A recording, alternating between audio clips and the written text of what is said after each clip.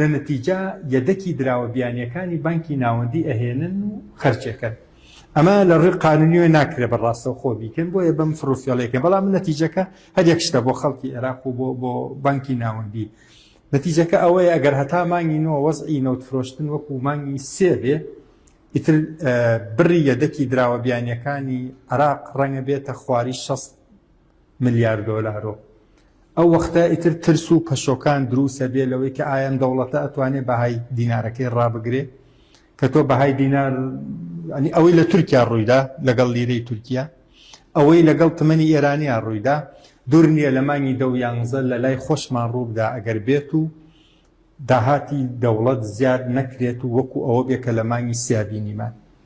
ئەمە یعنی چی؟ یعنی ئەوەی تووشی ئەوە بین کە پێڵن هایپەر ئینفلیشن یا با بڵێن هەڵاوسانێکی زۆر خێراتر لەوەی کە ئینسان یا بازاڕەکە یا ئینسانەکانی ئێمە تەحملی بکە.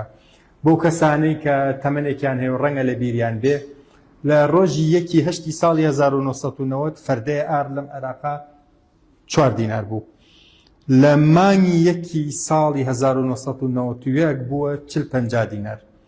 لە مانگی لە ساڵی 1992-93 هەتا 1000 دیناری سویسری ڕۆژ لەو فەردە ئاردە. هەرەو ئاردە، هەرەو خەڵکە، هەرەو موچەخۆرە، هەر ئەو وەزعە.